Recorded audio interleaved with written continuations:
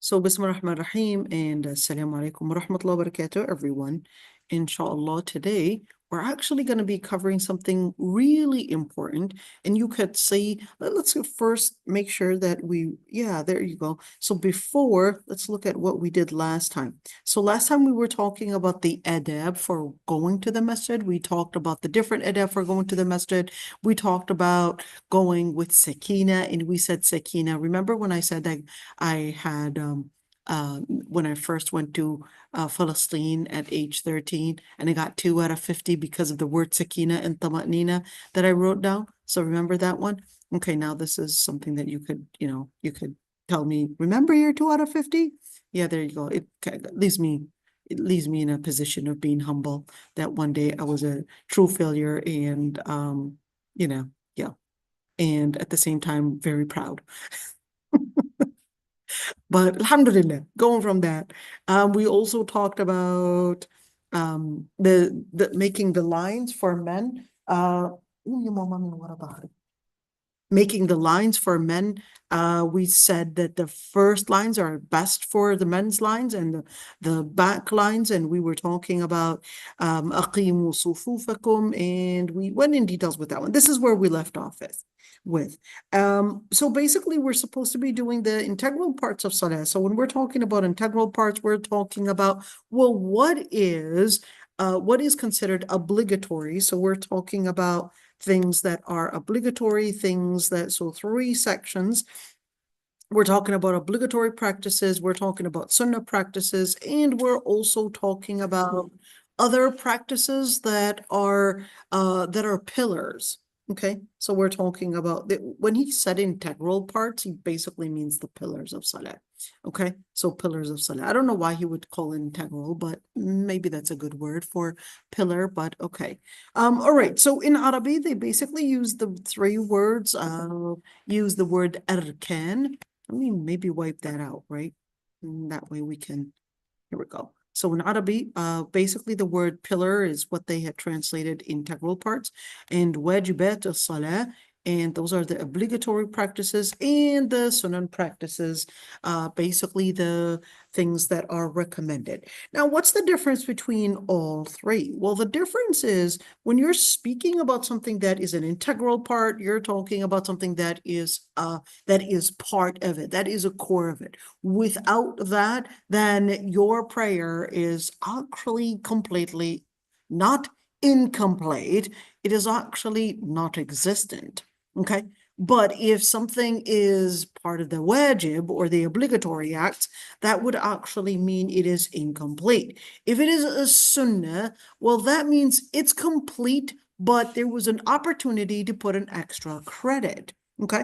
So let's do it again. So arkan would basically mean if it's not there, that means your salah is basically not there. In other words, your salah is missing out the main ingredient.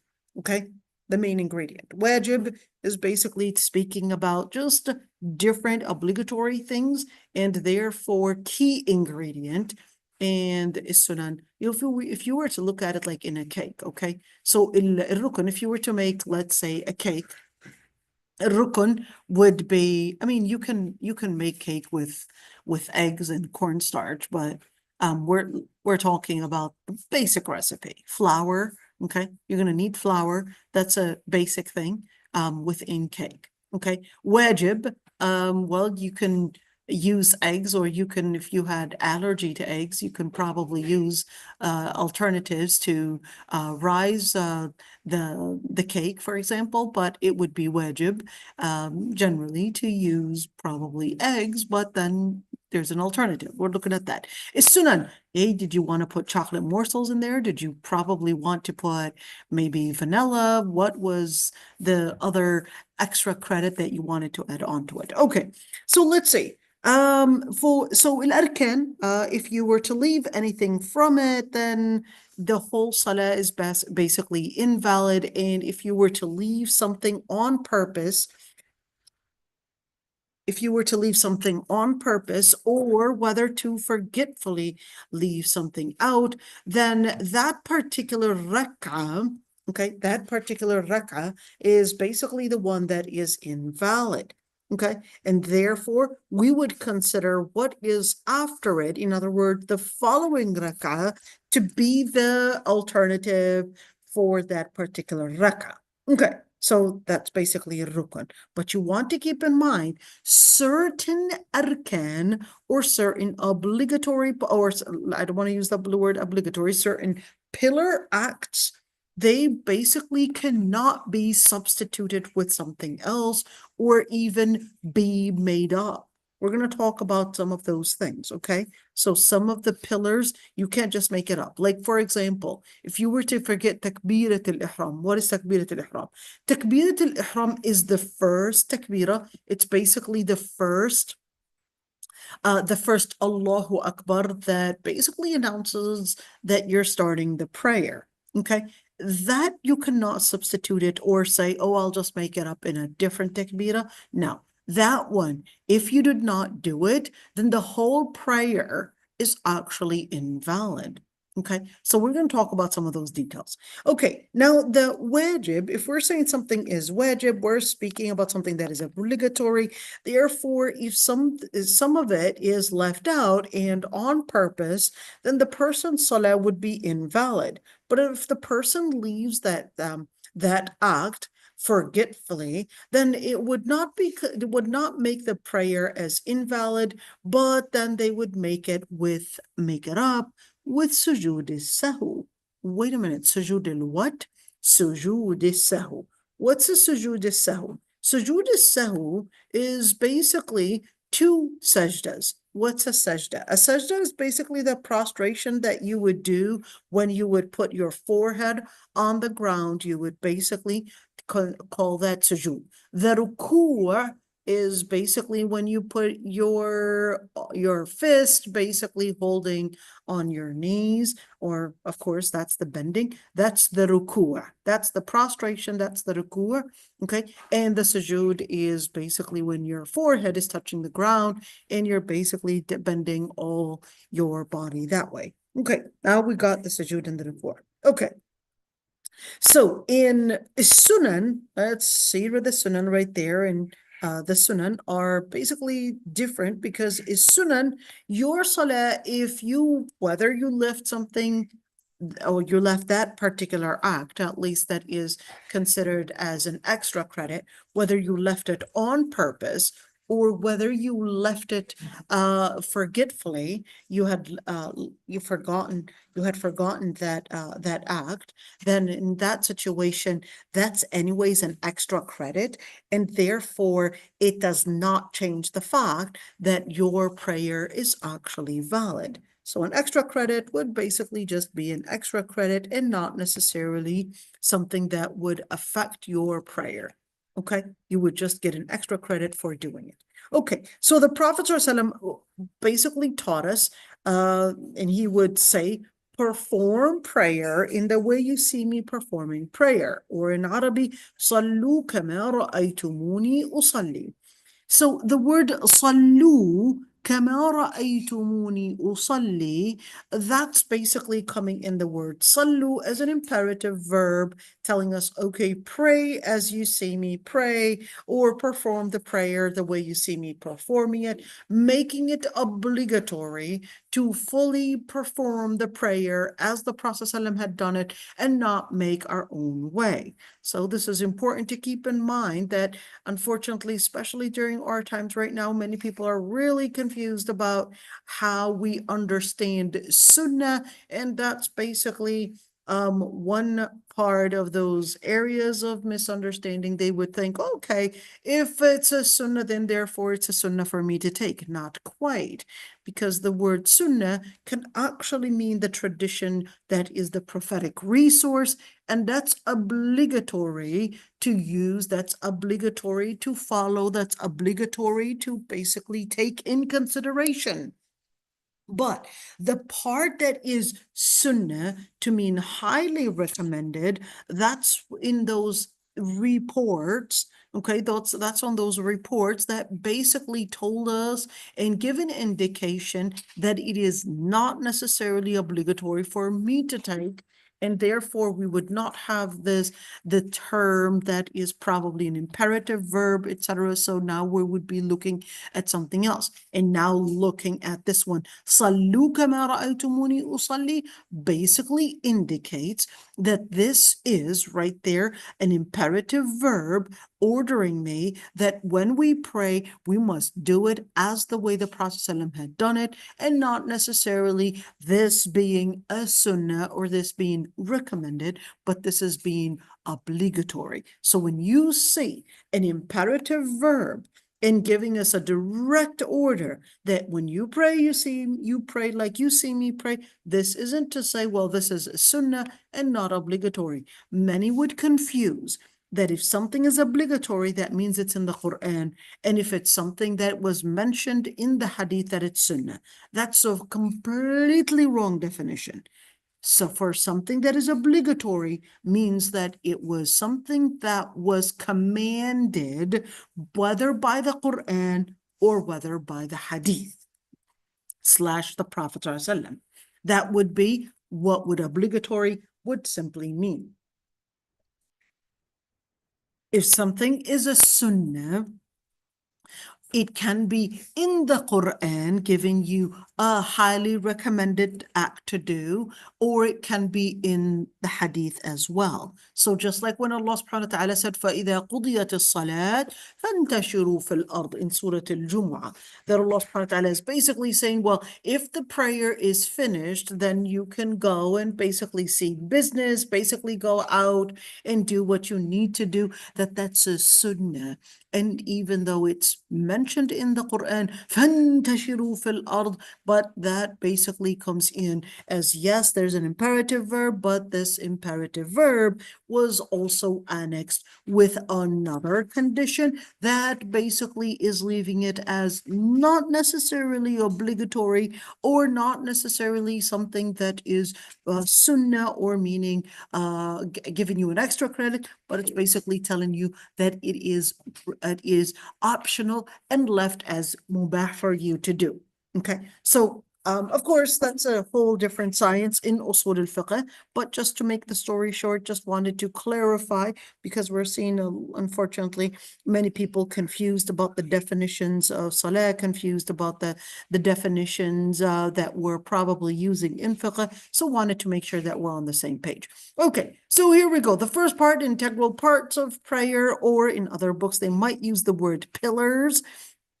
And in Arabic, we're using the word arkan salah. So they're basically 14 different pillars. And therefore, if any of these are missed out, then if it's obligatory, then in that situation, if it's obligatory, then if it's a pillar in salah, then in that situation, if the person leaves it on purpose, then in that situation, their whole prayer is invalid. But if they forget it, then in that situation, they can make it up by doing sujood al-sahw. Just a fast thing. Sujood al-sahw would basically mean 2 sajdas.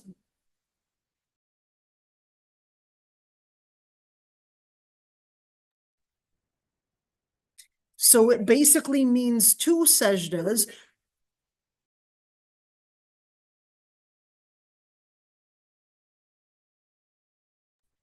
So it basically means making 2 sajdas, and these two sajdas would basically be at the end. We'll talk about, is it before making the taslim? What's the taslim? The taslim is basically saying, Assalamu alaikum wa rahmatullah, Assalamu alaikum wa rahmatullah. Is it before or is it after the taslim? These 2 sajdas, which basically is, think of it as basically a makeup for the missed part that we didn't miss on purpose. Okay, we didn't leave out on purpose, but we missed basically because we had forgotten. So we'll talk about that one inshallah. So let's see. The first pillar, okay, is basically standing for salah. So standing for salah is a pillar, but that's in the obligatory prayer. So if you wanted to sit down and let's say with no reason, but you just want to feel comfortable, and you wanted to, for a sunnah prayer, and you wanted to sit down and you weren't ill, you didn't have back problems, you didn't have any real reason to prevent you from standing, but it's just your own preference at the time that you just feel that you just want to do the prayer, but sitting down and not standing. If it's a non-obligatory prayer, that's fine. But if it's an obligatory prayer, you would have to have a qualified reason. What does a qualified reason look like? A qualified reason, whether, number one, whether it's the physical problem, a physical inability, medical inability, or whether it's an inability outside of your situation. Like what? Maybe you were, la samhallah, just like the people in Syria, they would not allow them to do any standing sometimes, or sometimes they would force them to stand. Sometimes they're in a state of what is called tashbih, basically hold them and tie them up, and they're not able to not bend. They're put them on the chair and put them in certain ways, and they can't even stand, all of that. Then in that situation, this is beyond you. So it's not that you had a medical disability, it's that there is something that is disabling you. Okay, so in that situation, or perhaps maybe you're on the plane and you can't stand up. You can't stand up in certain areas. You're too tall to stand up. Okay, so in that situation, you can do your best in standing, but of course, you would have to stand and not necessarily sit if you're capable of doing so. So what does that mean? If you're on a plane, okay, and you wanted to pray, if you're capable of standing and then making your ruku' and your sujood in doing it in gestures, then you would do the ruku' and sujood in gestures. But just because you're on the plane, it doesn't mean that you would automatically just pray sitting down. Okay. So of course, it depends on the type of plane, because there are certain planes that you're not capable of praying on the aisle or in the aisle, and there are certain planes, they're shorter than others. Those are the jet planes, and if you were to stand up, you're basically going to still be considered bending. Depends on how tall you are. But if we're talking about the big planes, the story is different. Because if we're talking about the big planes, there is this area, if we're talking about the big planes, there's this area that you can actually go like near the bathrooms or near the kitchen. So there's this little small area that you could sometimes actually pray in, and usually even when we're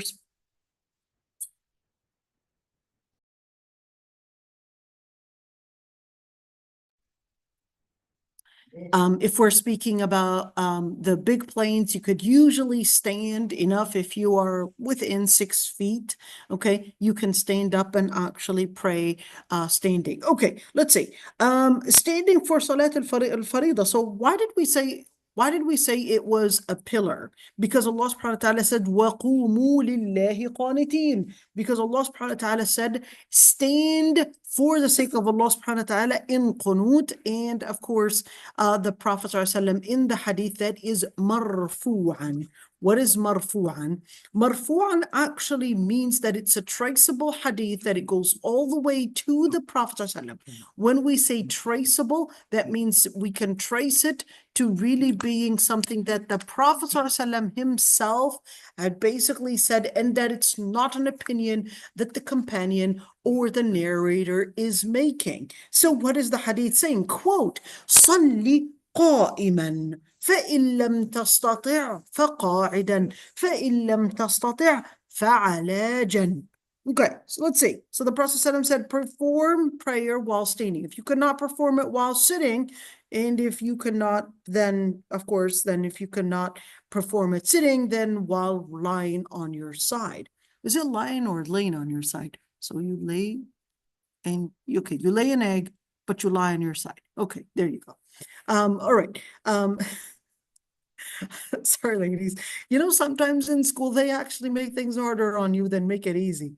I have to always think of laying an egg, or is it lying on your side? Okay. Let's see. So all the hadith would basically indicate, including this ayah, that standing for salah is obligatory if you had the ability to do so. If the person did not have the ability to do so, whether due to an illness or whether to, of course, let's say an external reason why the person wasn't capable of standing up, then in that situation, they would pray sitting down. But here's a question. Is sitting down sitting on a chair, or is sitting down sitting on the floor, or is sitting down sitting on your knees? So in that situation, you would determine the situation that you are most comfortable in. Okay, when you say comfortable in, what's the illness that I would consider that it is the amount that gives me the qualification to sit down? The illness that qualifies you to sit down is something that you determine. If it's distracting you, in other words, it's painful, or that the pain was going to slow down if you were to stand out, to stand up, and the healing process was going to slow down by standing up, then in that situation, so whether the pain was harder for you to basically consider focusing in, then in that situation, we'll say you are the one that's going to judge that pain. So judge the pain, judge the situation. If the pain was strong and it's distracting you from focusing, if you were to sit down, it would give you a better focus. Then in that situation, we would say you're qualified to sit down, and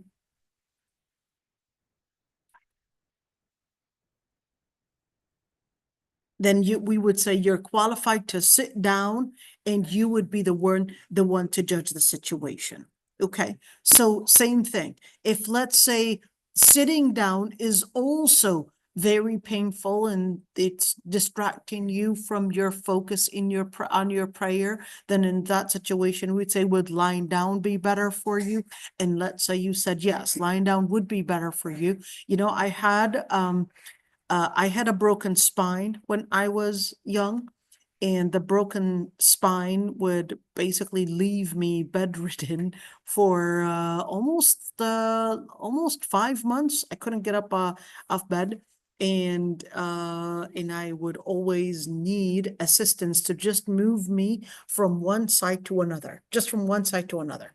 We would need 4 people to just turn me from one side to another. For 3 months, I needed this kind of assistance, but later on, I was capable of at least using the rail, and at least using the bedside in order for me to help myself slowly go to the other side. Okay. So yes, it can happen that you could just basically only be able to pray on your side. Wait a minute. So what if I can't pray on my side? I can't pray on my side? Yes, like you had a back surgery, like a broken spine. And at one point, it's at one point you could only sleep on your back. And sometimes they would basically put assisting things to help you basically to rest on your side, because you're not capable of putting yourself even on your side. So you would have some pillows basically holding you and mounting you to be on your side. Okay.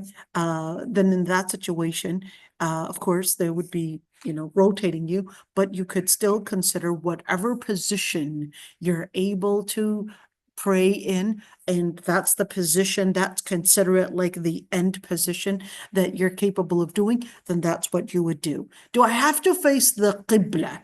So if you're capable of facing the Qibla, face the Qibla. If you're not capable of facing the Qibla, then do your best. Okay, so are there times that I can't face my Qibla? Yes, I've done hospital chaplaincy for a while, and I'll tell you there are certain times that indeed the the doctors would basically tell you that the bed basically is put in that way because of certain equipment that's basically attached to the bed, and therefore you cannot really change the position, the bed's position, and it cannot necessarily face the qibla. So in that situation, you would pray in the situation that you are in. May Allah subhanahu wa ta'ala give us all good health. Allahumma ameen.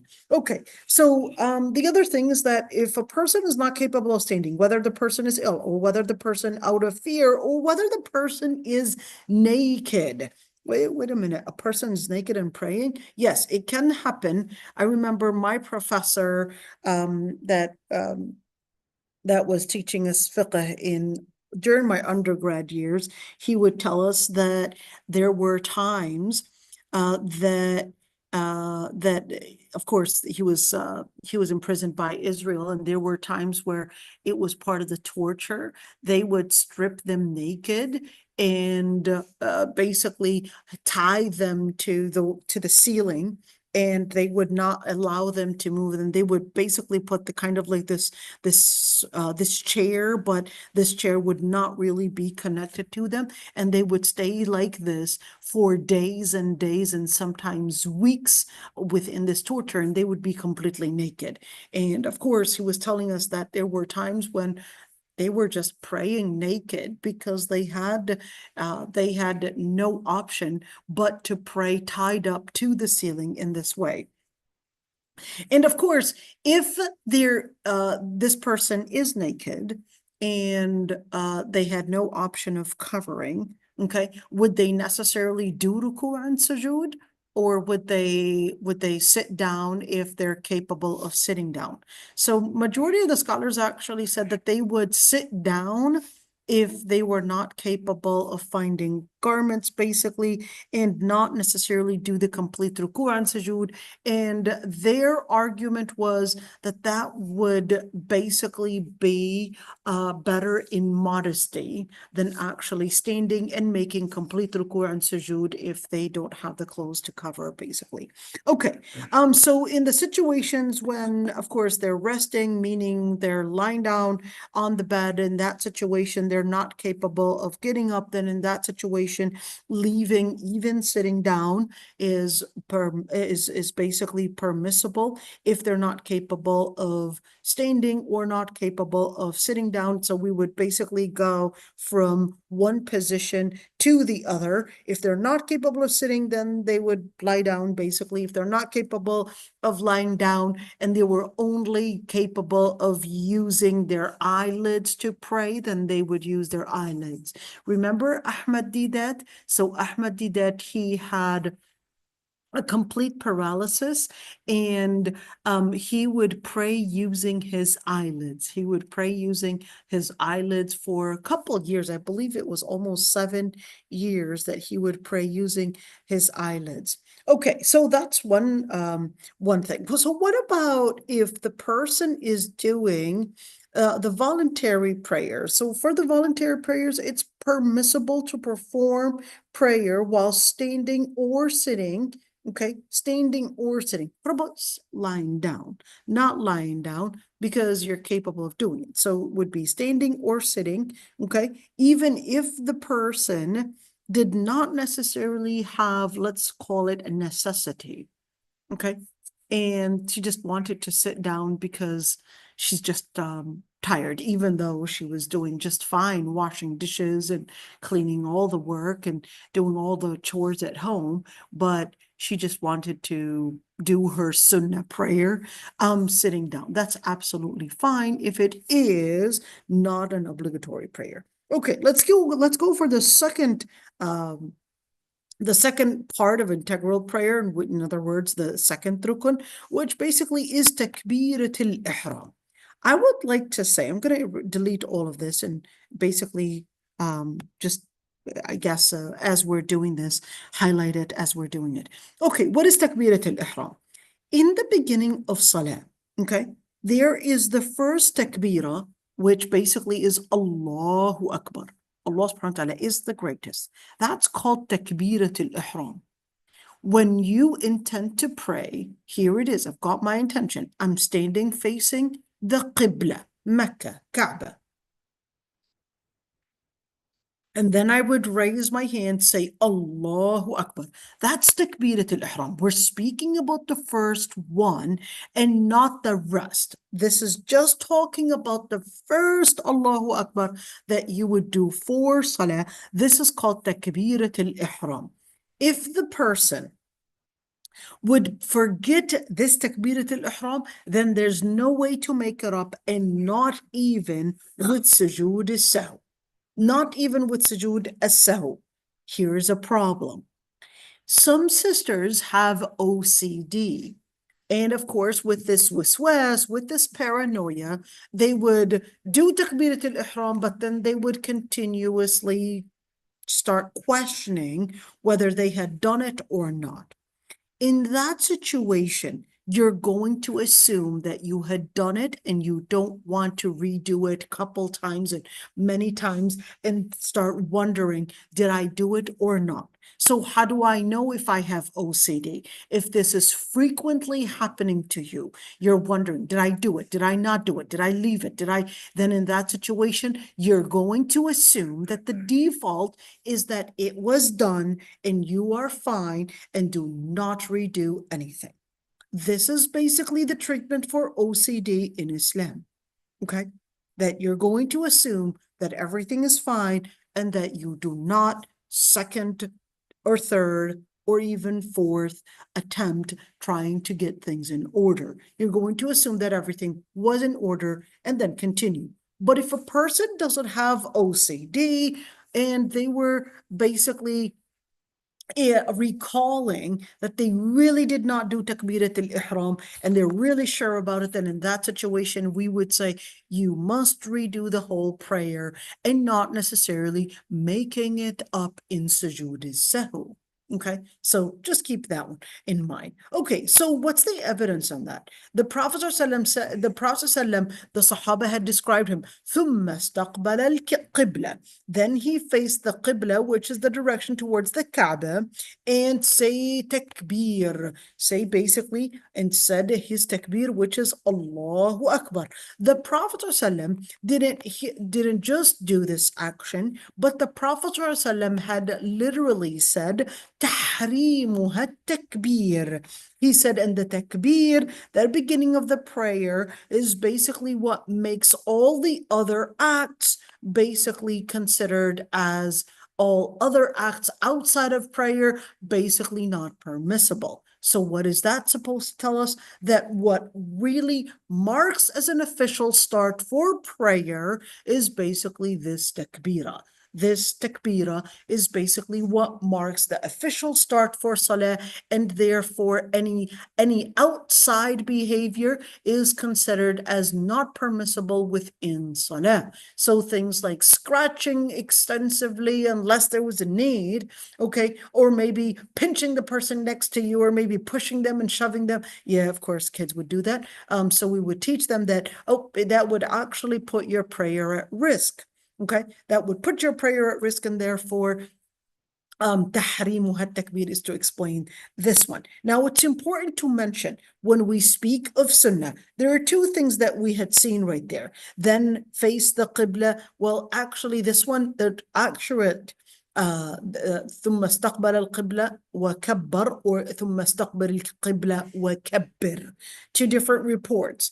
ثم استقبل القبلة is speaking about the Prophet ﷺ, that that's what he had done, وكبر, and that he had said Allahu Akbar. But then in the report, ثم استقبل القبلة, then face the qibla, then كبر, then make the takbir, is basically an imperative verb that the Prophet ﷺ is telling us that this is what you need to do.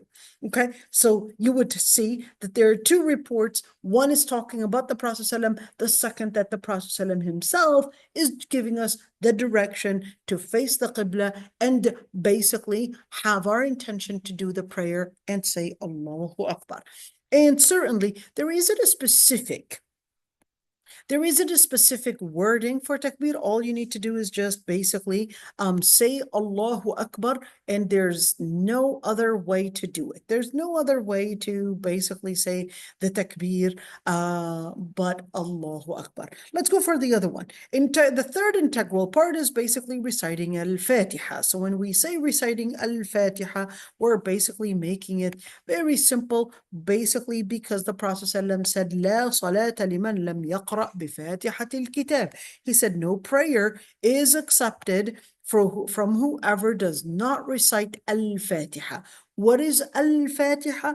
Well, basically, al-Fatiha is the first surah that you would say at least in the Quran. It was not the first surah revealed, but it was basically part of the salah, and at least it was something that they were reading throughout their prayer. So the Prophet ﷺ said, لا صلاة لمن لم يقرأ بفاتحة الكتاب. There's no valid prayer if the person does not read Fatihat al-Kitab. So wait a minute. What if this person is a revert? They don't know al-Fatiha. Can they hold their phone and read from their phone? Yes, they can. Good for them.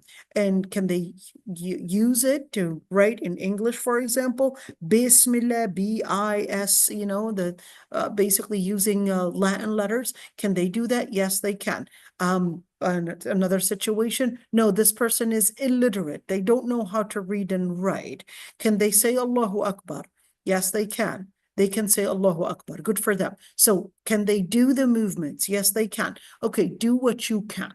Okay, and put the effort to learn more as in a way to basically help you grow in your deen, grow in your spirituality. And as you grow more in your learning and your learning process, basically add whatever you had learned as within your prayer and basically add it on there. And the more you learn, the basically of course, the stronger you get in your deen, and certainly you're going to be adding it onto your prayer. We're speaking about whatever you had learned, of course, from Salah. Okay, so do we read al-Fatiha in each and every single rak'ah? The answer is yes. You read the Fatiha in each and every single rak'ah, except if we're speaking about Salat al-Janazah, then we're going to talk about the funeral prayer later, because that has no ruku' anyways, so we'll talk about that later. But in general, that yes, in every single prayer that has raka'at, in other words, has the prostration,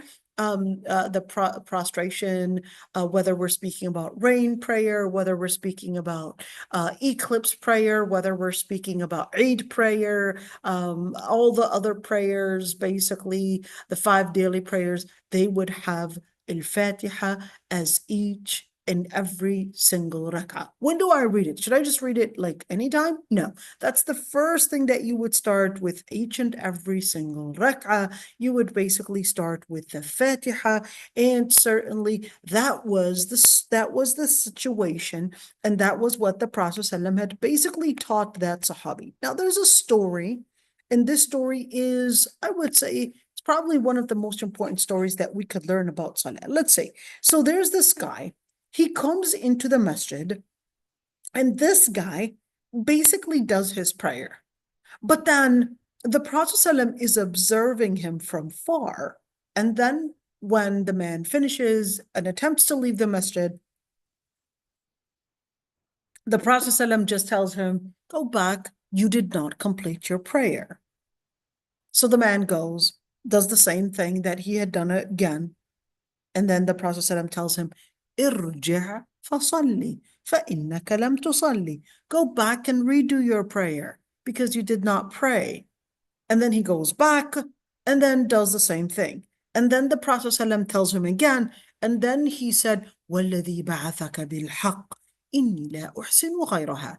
By the one that sent you with the truth, I don't know any other way to pray.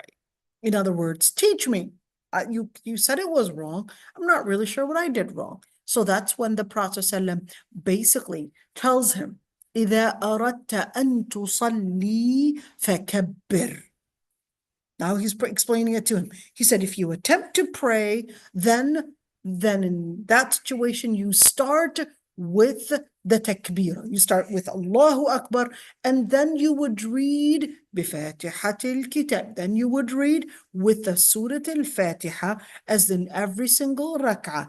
And then he taught him when you would make the ruku' فاركع حتى تطمئن راكعا. Make the ruku' until you would feel the tranquility in your ruku', and then you would rise until you would feel the tranquility in the way you had risen. And then if you were to make sujood, you would basically feel that sujood in all the way, of course, feeling the tranquility in the sujood. The sister is saying the Hanafis don't recite Surah Al-Fatiha in Salat al-Janazah. I've always wondered on the validity of such prayer. We're going to get there, dear, inshallah, with Surah Salat al-Janazah. Okay, so I don't want to jump and confuse the sisters, so we'll take it one at a time, inshallah. Okay, so in reading al-Fatiha is basically right there, wajib. It's obligatory. But here's a question. I've gone to the masjid. In the masjid, the imam was reading, of course, out loud. And when he finished Surah Al-Fatiha, he went on to read another surah and didn't really give me enough time to read Surah Al-Fatiha. Do I have to read Surah Al-Fatiha? And if I were to read Surah Al-Fatiha, that means I'm going to get distracted from listening to what he's reading. Note, there are differences of opinions between scholars on reading in a congregation. When we're speaking about congregation, we're speaking about Salat al-Jama'ah.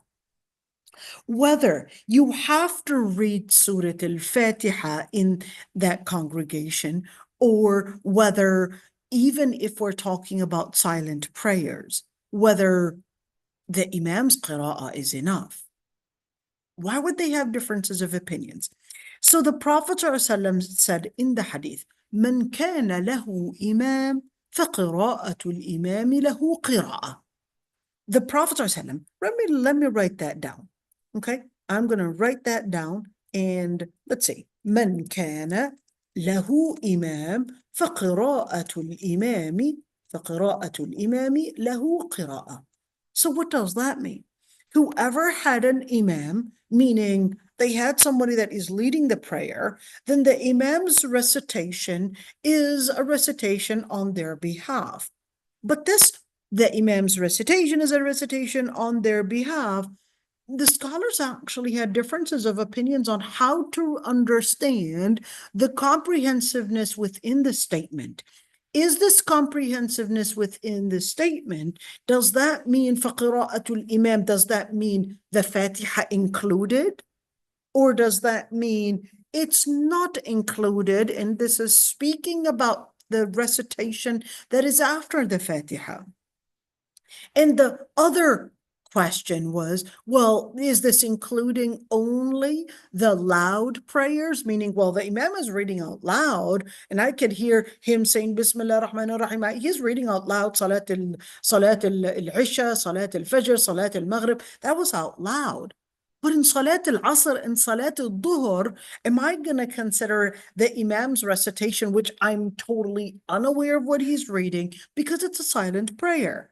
Does that mean his recitation is a recitation for me, and all I have to do is really just stand in silence? Believe it or not, that's a considerable opinion. All right? It's a considerable opinion. Majority, and wallahu a'lam, the preponderant is read the Fatiha. Listen to this. If it's a silent prayer, and if it's a loud prayer, meaning a non-silent prayer, then in that situation, if you had a moment of pause that you were capable of reading the Fatiha, then read the Fatiha, and basically in every single rak'ah. Okay. Now, why? Well, the differences of opinions, because this hadith, لا صلاة لمن لم يقرأ بفاتحة الكتاب, there's no prayer that is considered a valid prayer for anybody that did not read Fatihat al-Kitab, at least if they're capable of reading it. Okay. Then is that contradictory to the note that I had just mentioned? Well, they definitely are giving me two notes, but how do we understand this conflict? How do we put them together? That's that place of differences of opinions between scholars. Preponderant, like I said, stay on the safe side, read the Fatiha, whether you're in a congregation or whether you're alone, stay on the safe side and read the Fatiha if you're capable of doing so. Okay. Yet, of course, if the Imam is reading, and I like when we're doing Salat al-Tarawih, well, I shouldn't say I like it, but this is so common that when the Imam is reading throughout the Tarawih, throughout the Tarawih, throughout the month, people basically would be in silence. But then when he's reading Qul Huwallahu Ahad, everybody's feeling like, hey, I know that one too. And then they'll read Qul Huwallahu Ahad and Qul A'udhu bi Rabbil Falaq. But the Sunnah is to stay silent when the Imam is actually reading. So what's the evidence that we're supposed to be staying silent when the Imam is reading? So basically the ayah, إذا قرئ القرآن فاستمعوا له وأنصتوا لعلكم ترحمون وإذا قرئ القرآن فاستمعوا له وأنصتوا. If the Quran is being recited, then فاستمعوا. فاستمعوا actually means listen with tentative listening. Why did I say tentative listening? Tentative listening because the word said فاستمعوا. الاستماع is different than السماع. Istama' is when you're hearing something, but you're not really paying attention to it. You know, kind of like you're walking the mall. There's music in the background, but you're really not paying attention to it. That's istama'. Okay. But al-istima' is when you're really listening to the Quran being recited and you're recognizing the words, you're trying to focus on the meanings. You were attending the Gems of Light tafsir classes and you're like, yeah, that's that word. There's that word that she had mentioned that basically the root of it is this. There's the plural of it and this is what it means. And you're just trying to focus. That's the tentative listening.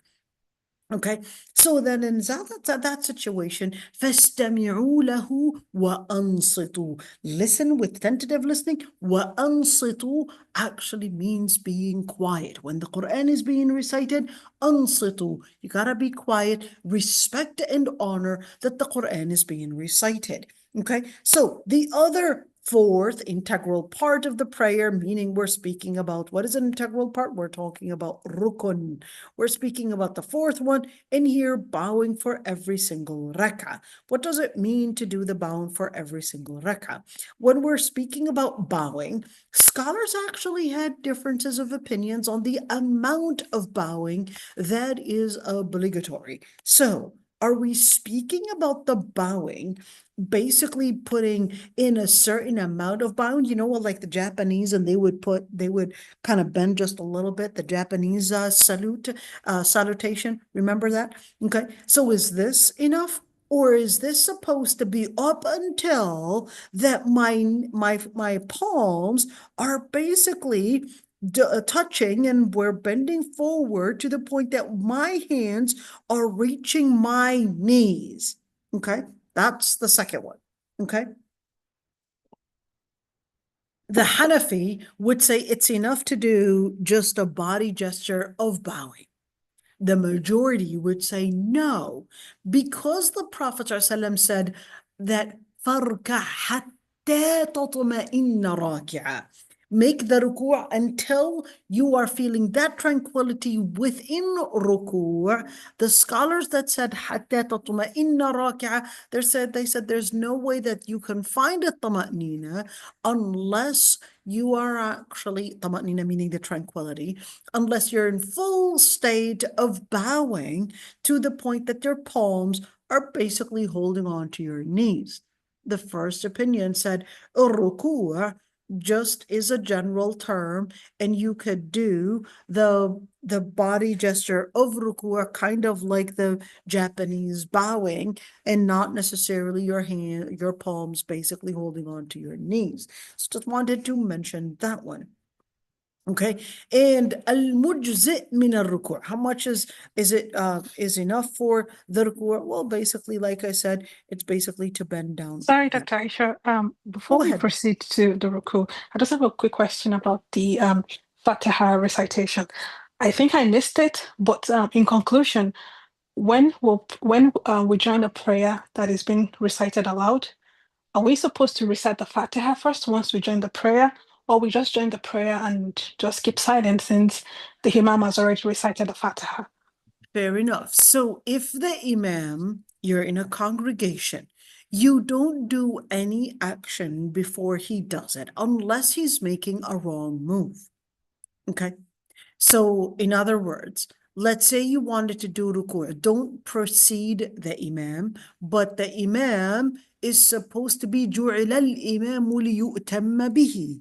Imam was there in order for you to follow along with the imam, and not basically anticipate or proceed or basically do something before the imam. So do not read the Fatiha before the imam reads his Fatiha. You're going to wait until the imam finishes the Fatiha, and then you can read afterwards if there was the space for you to read the Fatiha. If you did not read it, the meaning we're speaking about the loud prayer, we're speaking about in congregation, then in that situation, wanted to mention that it's a considerable opinion to say that you do not read the Fatiha if the imam had read it on your behalf. Wanted to say that that's a considerable opinion. If you're capable of reading it, then do so. Did I answer your question, dear? Yes, thank you. All right. Now, the other thing, of course, إنما جعل الإمام ليؤتم به, in general, we're always supposed to be taking in consideration to pray following the imam and not proceed unless, in other words, proceed before or doing something before he does it. Okay. And unless the imam is doing a wrong move. So let's say the imam mistakenly stands for the fifth rak'ah. Okay, stands for the fifth, and you're aware that, oh, that's a wrong move. You tried to bring it to the imam's attention, but the imam insisted that he's doing the right move, until everybody else, when he had finished his salah, everybody else said, you actually did the wrong move and you did 5 rak'ahs and not 4. Then in that situation, the imam would do sujood sahw.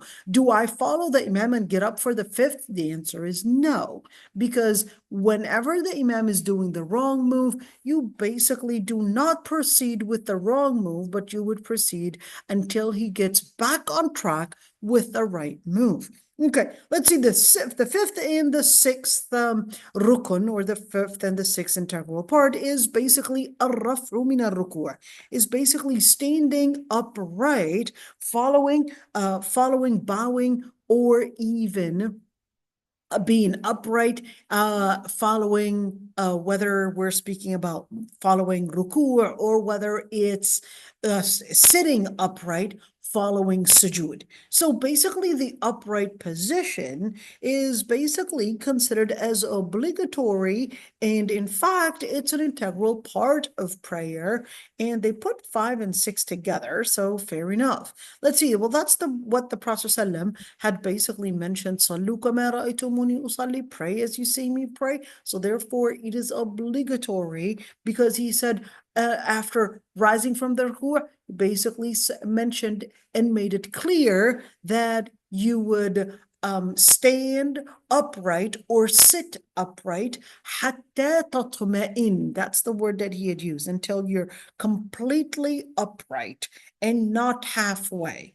So if a person is making sujood and they're making it and basically, let's say, halfway getting up, and then they're bowing to the following move again, then in that situation, they would basically have an incomplete rak'ah.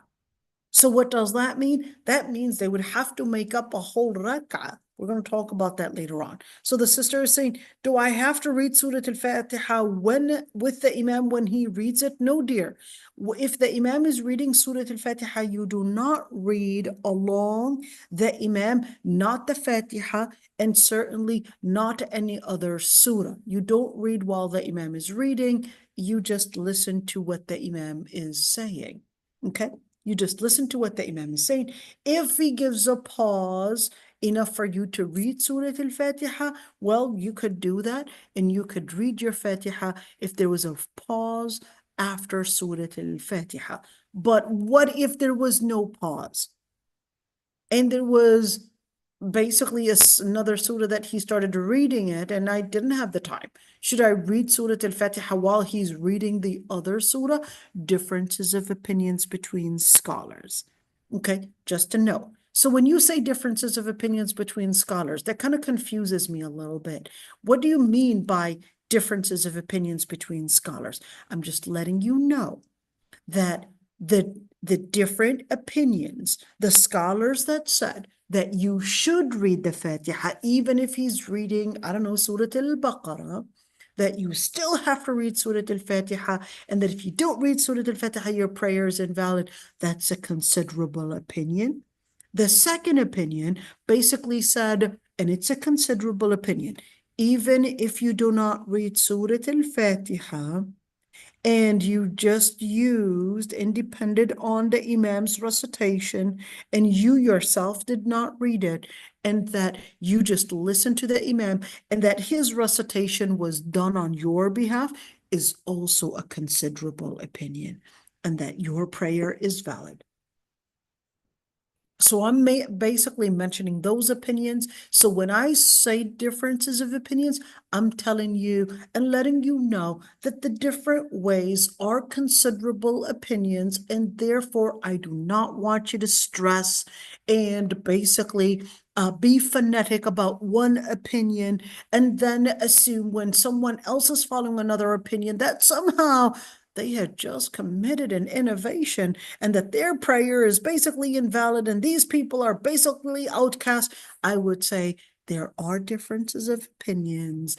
Take it easy in opposing or even judging these people if they had been practicing a valid opinion and a considerable opinion. Let's see, number 7, making sujood.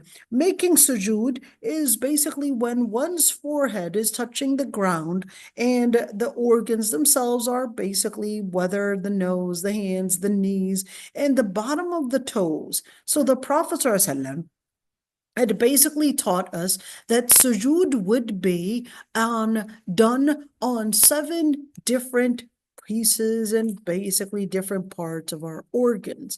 And what are those? Well, basically, the Prophet ﷺ explained it that it would be on the forehead, on the nose, the 2 palms, the 2 knees, and certainly the two tips of the feet. We're talking about the toes, basically. Okay, and the Prophet ﷺ had said that sujood is basically one of the most important positions in prayer. For that position is basically أقرب ما يكون العبد من ربه, that the person while they're doing sujood, that the Prophet ﷺ said, performing the sujood, it's the state in which the servant is nearest to Allah subhanahu wa ta'ala. And simply, of course, when they're doing sujood, that's when the situation, when they're in the best and complete focus and the highest focus. Okay, so, when we speak about sujood, what if a person cannot do sujood, but they could only do a gesture of sujood? So if they could only do a gesture of sujood, that's the only thing that they're capable of doing, that would be considered as sujood. It would not make you less of a believer if you were not capable of doing complete sujood, whether it's a back injury or whether it's perhaps maybe a head injury, a person, maybe if they were to do sujood, maybe they're getting real severe migraines, etc. Then in that situation, we would say it's enough for you to do the gesture of sujood. What does a gesture of sujood look like? So a gesture of sujood would really be what and how low can you go in terms of, let's say, expressing the position of sujood. So that's how low can you go? That's for you to determine in situations where you might have a disability or you might have, whether it's a physical disability, medical disability, or whether it's a disability that is forced upon you. Okay, then in that situation, we would be talking about you determining the situation and making the best possible sujood you're capable of doing. Number 8, talking about another integral part of the prayer, and which is rising from the sujood, and basically from that sujood, we're speaking about the middle sujood. So we have 2 different prostrations, 2 different sujood, and in between these 2 sujoods, there's an upright position, sitting in an upright position, and that's basically that sitting down. Okay, so the Prophet ﷺ, Sayyidah Aisha said, إِذَا رَفَعَ رَأْسَهُ مِنَ السَّجْدَةِ لَمْ يَسْجُدْ حَتَّى يَسْتَوِي جَالِسًا. You could see this hadith is actually in Sahih Muslim. When the Prophet ﷺ, Sayyidah Aisha had described the Prophet ﷺ's prayer, when the Prophet raised his head after prostration, that is sujood, he did not prostrate himself again until he had sat upright. Okay, until he had basically sat upright in a complete upright position. Now, do you make a dhikr like Rabbi ghafirli or any of those dhikrs? You would make those dhikrs. Now, those are extra credit. To say Rabbi ghafirli, that's a sunnah. We'll talk about them inshallah later. But while you're making the ruku' is when remember, when you're bending, when you're bowing down, okay? That's the ruku'. Do I make Subhana Rabbiyal A'la, Subhana Rabbiyal Azim during sujood? I would say Subhana Rabbiyal A'la. During ruku', I would say Subhana Rabbiyal Azim. Is that obligatory? Or is just the process of bowing down or making sujood itself, that's what's obligatory? Or is the dhikr in itself, is it obligatory? Differences of opinions between scholars. Okay, what are you saying here? I'm saying the Prophet ﷺ, when the ayah was revealed, when the ayah was revealed, سبح اسم ربك الأعلى الذي خلق فسوى. سبح اسم ربك الأعلى. The Prophet ﷺ said, اجعلوها في ركوعكم. The Prophet ﷺ had said, make that tasbih, make that dhikr, make that remembrance as the words, the prayers, the words that you would say during your ruku'. Okay? Now, does that quote, اجعلوها, is that imperative verb basically making that command that the Prophet ﷺ had given us, does that make saying Subhana Rabbiyal A'la, does that make it obligatory? Or is what's obligatory just the actual ruku' itself, just the physical bowing? Is that what's obligatory? That's what I'm saying. Differences of opinions between scholars. The preponderant, staying on the safe side, there's in the situation when there are differences of opinions between scholars, there's a quote, and I'll use it and write it right there. Al-khuruju, here it is. Al-khuruju min al-khilafi awla. What does that mean? When I have differences of opinions between scholars, always staying on the safe side is always best. That's what it means. Al-khuruju min al-khilafi awla, meaning staying and keeping away from the differences of opinions is always best. الخروج من الخلاف أولى. So if a person basically sees that there are differences of opinions, well, stay on the safe side, do that dhikr, and even though it's a considerable opinion, and stay on the safe side. And that way, the scholars that say it's obligatory, and the scholars that would say it's a sunnah to do that, the dhikr, the words, okay, the ones that would say sunnah, they would agree that it's best. And the ones that would say it's obligatory would agree that, hey, your prayer is completed and it was done right. Okay, let's see. The other pays, 11 and 12, the 10th and 11th, basically or integral parts of the prayer, meaning the rukun at-tama'nina. What is it, tama'nina? Tama'nina basically means that the person is having this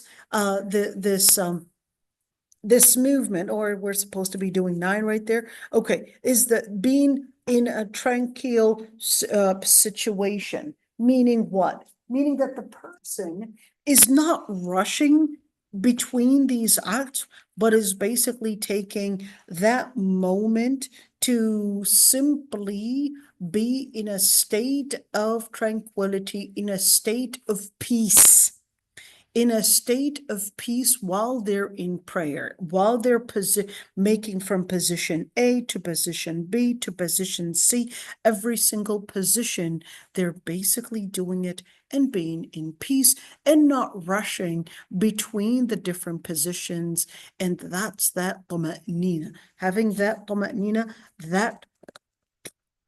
that situation when the person is being basically at peace, that's a tama'nina. So what is a tama'nina? Let's see. The scholars have basically said, وَهِيَ السُّكُونُ. Look at that word. As-sukun actually means when you're at peace, when you're feeling calm. Okay? And that's what tama'nina means. Okay, let's see for the 10th and 11th integral parts of the prayer. It's basically at-tashahhud. Wait a minute. So what's at-tashahhud again? At-tashahhud is basically when you would say at-tahiyyatu lillah was-salawatu at-tayyibat. We're going to have that later on. So don't worry, that's just called at-tashahhud. Just remember, we'll talk about it in detail, inshallah. So what is the tashahhud? The last tashahhud is is a pillar. Okay? The last tashahhud. So if we're speaking about a 4 rak'at prayer, the last tashahhud would be a pillar. If you don't do it, your prayer is invalid. Yet, the second tashahhud in a 4 prayer rak'ah, the second tashahhud, if the person forgets it, then they would basically make it up in sujood sahu. But if the person leaves it purposely, then in that situation, their prayer, at least that particular rak'ah, is incomplete. So what does that mean? That would mean that second rak'ah, that they basically missed out on the tashahhud and they left it on purpose. We're going to say your second rak'ah, the whole rak'ah from the Fatiha till the sujood is basically incomplete, and therefore you're going to cancel out that whole rak'ah, and the third supposedly rak'ah is going to be number 2. Okay, you're going to cancel out the second one, and you're going to consider number 3 as number 2. Okay, now just keeping that one in mind. But if the person for the second tashahhud, okay, for the second tashahhud in a 4 rak'ah prayer, like duhr and like asr and like isha, okay, like these prayers, if they had forgotten the tashahhud in the second rak'ah, they can make it up at the end by doing sujood sahu. But if they had left it, they on purpose, they would cancel out the second rak'ah. Okay, so I know I'm repeating myself, but that's to make sure that everybody is on the same page. Okay, let's see. So in the tashahhud is basically at-tahiyyatu lillah. Maybe I could get that out, right? Let's actually get it out and make sure that we're on the right page. At-tahiyyatu lillah. Wassalam. Okay, there are different ways. There are almost maybe 7 different narrations. There's the one for Abdullah ibn Mas'ud, there's the one for Abdullah ibn Umar, and there's the one for Abdullah ibn Abbas. So those are the 3 famous ways of doing tashahhud. Okay, so as long as it's one of these, that's okay. Okay, let's see the most famous one. Here's the most famous one. At-tahiyyatu lillah was-salawatu at-tayyibat. Assalamu alayka ayyuha an-nabi wa rahmatullahi wa barakatuh. السلام علينا وعلى عباد الله الصالحين أشهد أن لا إله إلا الله وأشهد أن محمدا عبده ورسوله. Okay, up until here this is a tashahhud. Now اللهم صل على محمد وعلى آل محمد كما صليت على إبراهيم وعلى آل إبراهيم إنك حميد مجيد. اللهم بارك على محمد وعلى آل محمد كما باركت على إبراهيم وعلى آل إبراهيم إنك حميد مجيد. Now, up until here, okay, up until right here, okay, this is at-tashahhud. That's what you would do for the second rak'ah. Okay, now, scholars had differences of opinions on whether this whole thing is at-tashahhud or whether up until here is at-tashahhud. Okay, just to keep note. Okay, and now there are different narrations on at-tahiyyatu lillah wa salawatu at-tayyibat, just slight changes, but not major changes. But if it's within this category, then inshallah, it's actually a considerable narration. What does it mean, at-tahiyyatu lillah? At-tahiyyatu lillah, is it speaking about greetings? Means my life is for the sake of Allah subhanahu wa ta'ala. I live my life for the sake of Allah subhanahu wa ta'ala, and all the good deeds I would basically be in sincerity that they are performed for the Lord Almighty, including my prayers, including all the good deeds and all the good actions that I would be doing. That's at-tayyibat. Assalamu alayka ayyuhan nabi. Peace and blessings be upon the Prophet and the mercy of the Lord Almighty, and the blessings be upon the Prophet, peace be upon him. And may peace and blessings be upon us as well, and be upon the pious servants of the Lord Almighty. I bear witness that there's no God worthy of worship but Allah, and I bear witness that Muhammad is the servant and the prophet and the messenger of the Lord Almighty. So why are we even saying Assalamu alayka ayyuhan nabi? Well, you're also saying Assalamu alayna as well. You're not just saying peace and blessings be upon the Prophet, but you're also saying peace and blessings be upon us and be upon the pious servants as well.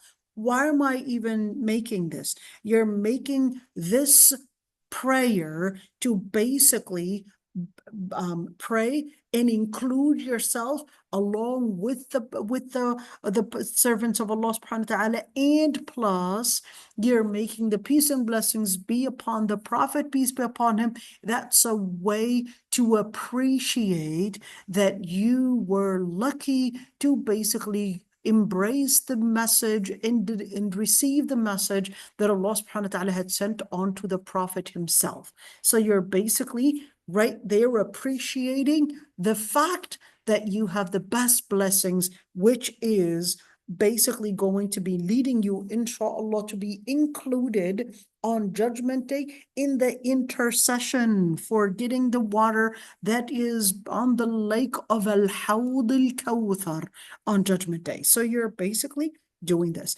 Ashhadu an la ilaha illallah, but you're basically entering Islam. You're basically entering Islam every single time you would say it, exactly like you had become and done your shahada the first time you did your shahada. I bear witness that there's no God worthy of worship. Wait a minute. So what do you mean worthy of worship? I thought it was no God but God. No, well, no God but God is an oxymoron. It's no God worthy of worship. Even the pagan Arab, they didn't believe that there's no God but God.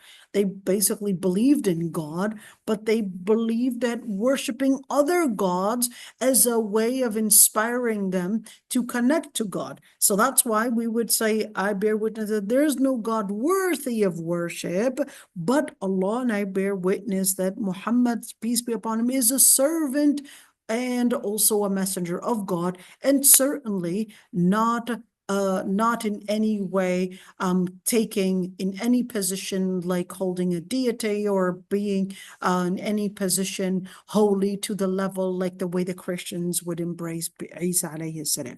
Okay, let's see. So let's say for the 12th one, the 12th integral part is basically invoking Allah subhanahu wa ta'ala.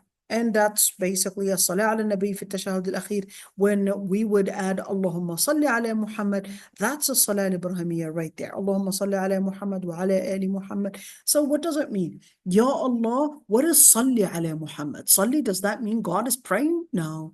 Doesn't mean God is praying. It means we're making an invocation. Ya Allah, forgive the Prophet, peace be upon him. Ya Allah, embrace him with your forgiveness, and even on the family of the Prophet, peace be upon him, Muhammad, as you had embraced forgiveness and given forgiveness to Prophet Ibrahim and his family. For you are the one, the best to basically praise. And of course, the Lord Almighty's praise is basically the highest praise. That's an endorsement from Allah subhanahu wa ta'ala. The best endorsement is basically coming from Allah subhanahu wa ta'ala. Majid, there's no one like unto the Lord Almighty in his magnificence. And Allahumma barik ala Muhammad. And Ya Allah, bless the Prophet Muhammad sallallahu alaihi wasallam and his family the way you had blessed Prophet Ibrahim and his family as well. And of course, innaka hamidun majid, we just explained it earlier.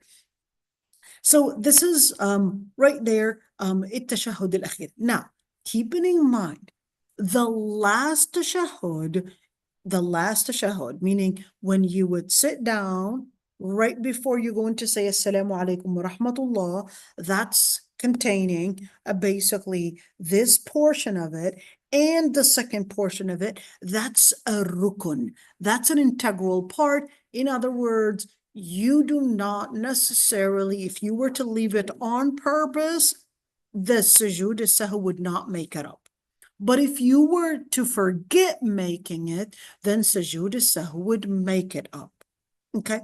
But it's obligatory to do in this situation, at least in this one, it's an integral part of prayer. Okay. Now, the other thing, we're just doing 14 and then we're finished, inshallah. So we only have two more. The 13th one is basically putting the different acts and, of course, the different integral parts of the prayer basically in order. You're making sure that they're in order because the Prophet ﷺ had put it in order. And when, remember that guy that prayed wrong and the Prophet ﷺ made him come back to it, and then he did it wrong again, etc. And then he said, well, I don't know any other way. And the Prophet ﷺ said, he used the word thumma. He said, then you would do this. So what is that indicating? That's indicating that this is a process.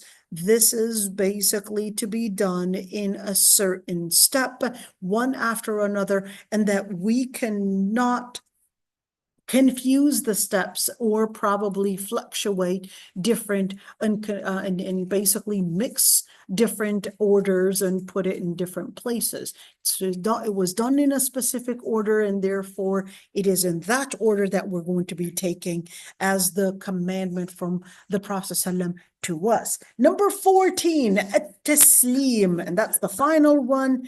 The final one is to basically say assalamu alaikum wa rahmatullah. What is assalamu alaikum? Peace and blessings from Allah subhanahu wa ta'ala be upon you. Upon who? The angels that are on your left and the angels on your right, and on your left. And the Prophet ﷺ, what if I were to actually not do taslim?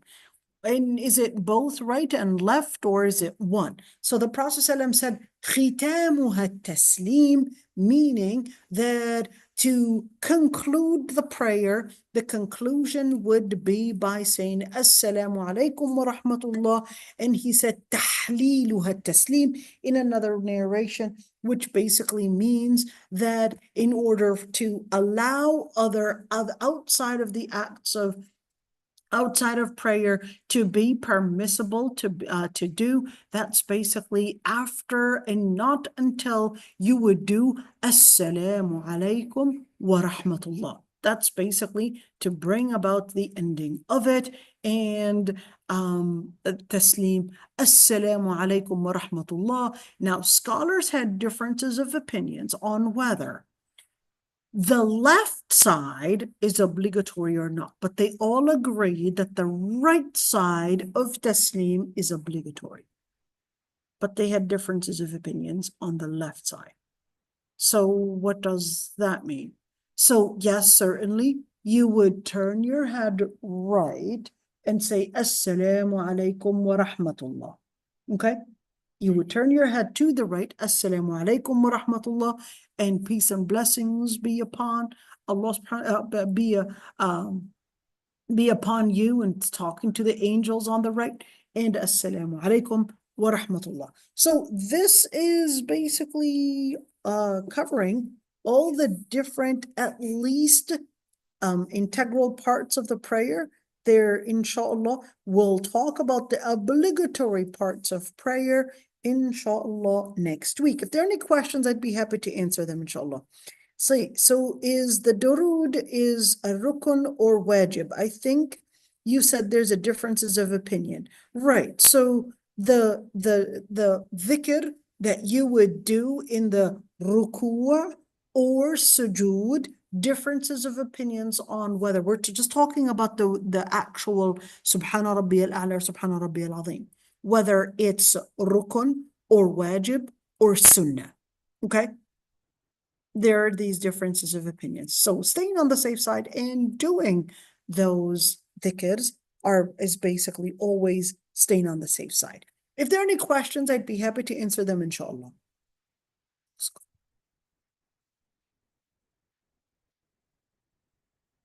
Okay.